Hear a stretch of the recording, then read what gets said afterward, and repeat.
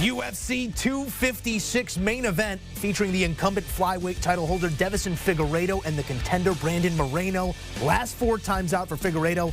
Let's just say the cardio hasn't been tested in some time. 3 chokes and a KO. Most recently, a first-round sub of Alex Perez a mere 3 weeks ago at UFC 255. It's the quickest turnaround for a champion and challenger in UFC history. Both Figueiredo and Moreno fighting at 255 in November. Figueiredo defending that title for the 2nd time in 21 days as Moreno looks to become the first Mexican-born champion in UFC history. And let's just say the cardio was tested in this one. Round 1, Figueiredo connecting with a head kick. Moreno eats it. Move ahead, round 3. Big movement. Figueiredo throwing a kick, but ouch. Catches Moreno right in the nether regions, and the referee decides to take a point from Figueiredo. Could be huge in a decision. In round 4, Figueiredo getting tired. Moreno capitalizing, pouring it on, landing combinations. These two standing in the center and trading. Big round 4 for the challenger. Then in round 5, Figueiredo on top, landing heavy ground and pound to finish the fight. Swinging through the bell, these two warriors going at it. But in the end, would it be enough? What a fight by the flyweights. This one, too close to call for the judges, ruled a majority draw. Without the point deduction, Figueiredo would have won by unanimous decision, but nonetheless, he successfully defends his title for the 2nd time in 21 days, retaining the flyweight title via majority draw. Here's how it looked. Winning wagers. If you played the draw, it's like playing 0-0 at the roulette table, but you're a winner. It paid 50 to 1. If you had this one go in the distance, that was plus 175.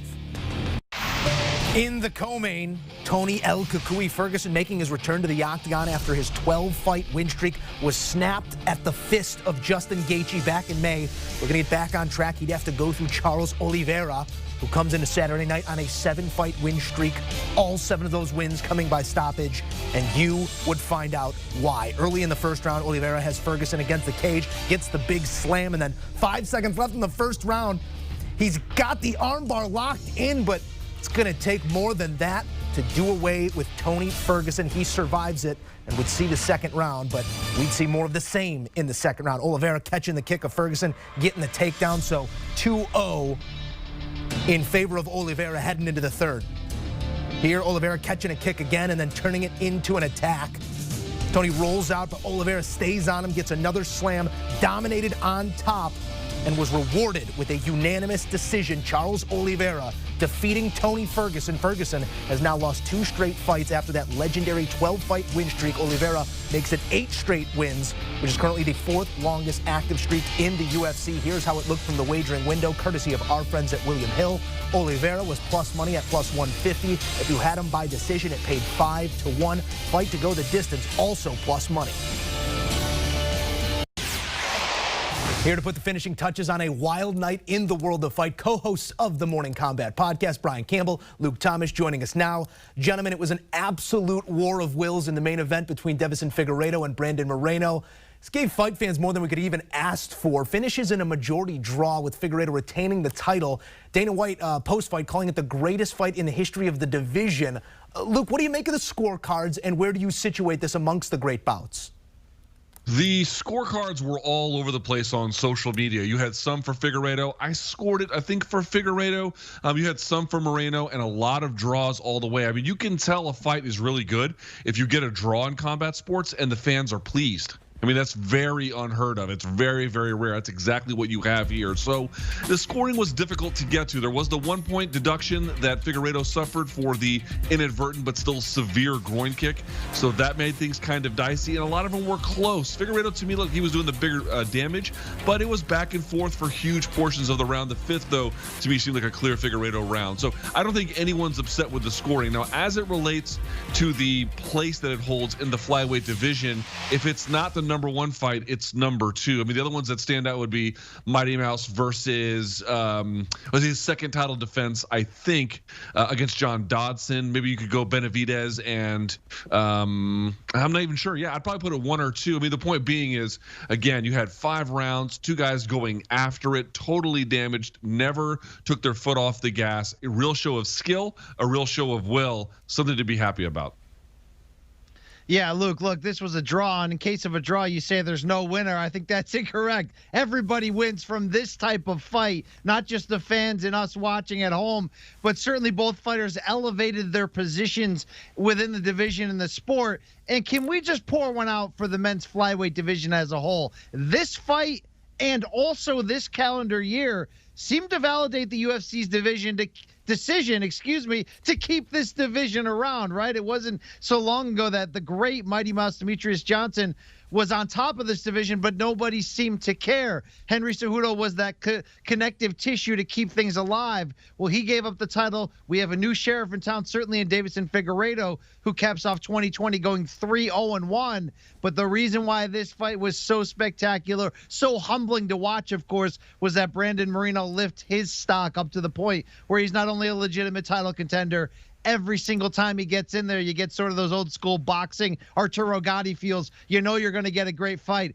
I am humbled by what I saw. Best fight in division history. How about best fight of my lifetime? I get a little delirious here late at night. It felt that good. It's going to be up for best fight of the year for sure. BC go full knee jerk, and we love him for it. If nothing else, gentlemen, maybe we run it back and figure this thing out, raise a hand in the end of things. In the co-main, though, we have to talk about it as well. Charles Oliveira putting on a big brother in the living room type performance against the always dangerous Tony Ferguson. Oliveira dominant on the ground, almost secures a number of different submissions throughout the fight. In the end, it was Oliveira by unanimous decision. BC, you leave this fight having learned what about Charles Oliveira? That he's great. That he's really, really great. 8 wins in a row in the toughest division, maybe in the sport's history at any one time is certainly impressive. But one thing he had been missing throughout that winning streak was a name like Tony Ferguson. If you go in there and you beat Tony Ferguson in general, that is massive. I almost can't believe what my eyes showed me, though, in the fact that Oliveira absolutely dominated him from start to finish on the ground, getting full mount multiple times, putting Tony Ferguson to close round 1 in that insanely painful and arm-bending arm bar, if you will. Wow. This is someone who just elevated himself to the level where Oliveira echoed Dana White, the UFC president's comments from earlier this week. The winner of this fight is going to have a say in the title picture, especially if Khabib Nurmagomedov does not fight again. Could you imagine Charles Oliveira against the winner of Conor McGregor, Dustin Poirier 2 next month? Wow. Wow. Yes, Oliveira is of that ilk. What a performance. Yeah, it's interesting. I have 2 major takeaways from this performance. I mean, there's more than that, but the 2 I would say right now is, first, there appears to be like this sort of, I don't want to overstate it, but some generational or at least real big change happening in the lightweight division. I don't know what's going to happen next month when Poirier beats McGregor, but let's say McGregor loses. You'd have Khabib leaving, Ferguson, who was the other boogeyman in this division, he seems to be on the decline, although there's some still questions about that. And then you'd have McGregor losing to a guy he previously had beaten. If that's the case, you had these 3 titans at lightweight, now not so much titans, or in the case of Nurmagomedov, just not really present. Now, putting the cart before the horse, I'm just pointing out that it's something to pay attention to when we get into the new year. As it stands for today and Tony Ferguson, BC nailed it. I mean, no one has really beaten him this way. You've never seen him taken down past guard and the people held mount and then beat him up from there. It was, I mean, in jiu-jitsu, there's sort of 3 stages to it, right? There's survive, defend, and then attack. I mean, this was all survive. You have to understand something about Charles Oliveira. He had a reputation as being good, very good on the ground, but kind of flaky. He would get hit with big shots and kind of fold. Other problems would emerge. That was at 145. He is much bigger, and he's not too old. In fact, he's only 31 years old. People get impressions of fighters when they're young. They're maybe not in the right weight class. They haven't fully developed. Well, now he has fully developed as a man, as a fighter, and you can see the well-roundedness, and the result of it, unfortunately, is one that Tony Ferguson had to pay. There is a new ground threat at 155 pounds, and with Khabib Nurmagomedov gone, he might be the ground threat, at 155. Look out. Convincing in that application of pressure. Do want to go a little deeper here on Ferguson, BC. He's now lost 2 consecutive fights to younger and what appear to be battered dudes. This comes on the heels of a climb to the top. BC, what's your big takeaway from this card as it pertains to Tony Ferguson? that this might be the end of the run for Tony Ferguson as a dangerous, top-flight, legitimate threat to this lightweight title. And I don't say that because he's faded so badly, although you certainly saw some decline here, but just for the fact that he was standing on the doorstep of a title shot for so long, and with this division so deep and so dangerous, this year has not been a good one for him. 2 consecutive losses, both in damaging, devastating, one-sided fashion. And it's really tough to sum up this Tony Ferguson experience the last few years. Remember when he had a 12-fight win streak, yet couldn't get that full championship opportunity because of injuries, bad luck. 5 times they scheduled him to face Khabib Nurmagomedov. 5 times the fight fell apart. Tony Ferguson's been a company man. He's overcome insane levels of injuries, overcome personal setbacks, and to see in 1 calendar year him go from one of the pound-for-pound best of this era, one of the best lightweights ever, to now maybe on the outside looking into the title picture, it was very humbling to see the fortunes change that quickly for El Cucuy. Luke, how about from where you're sitting, biggest takeaway here on Saturday night is what? Ooh, well, it depends which way you want to go with the main or the co-main. If we're sticking to the main event, I would certainly say that to echo BC, the UFC keeping around the flyweight division seems to have been the right choice. They nearly and kind of gutted it, but in the end, they decided to claw it back. I would also say one quick note. I didn't tell the producers this, but I just feel like bringing it up. 10 years ago, the idea, Cain Velasquez notwithstanding, let's say a Mexican national.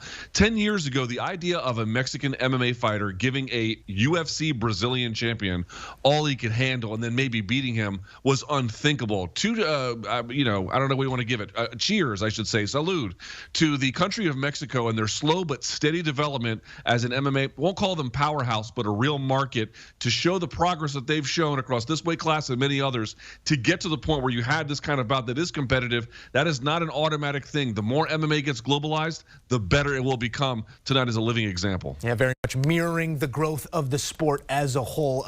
Want a sports network that delivers everything that matters about the game? The highlights, the picks, the instant analysis. No yelling, no fake debates, no politics. Hit the subscribe button and never miss a moment.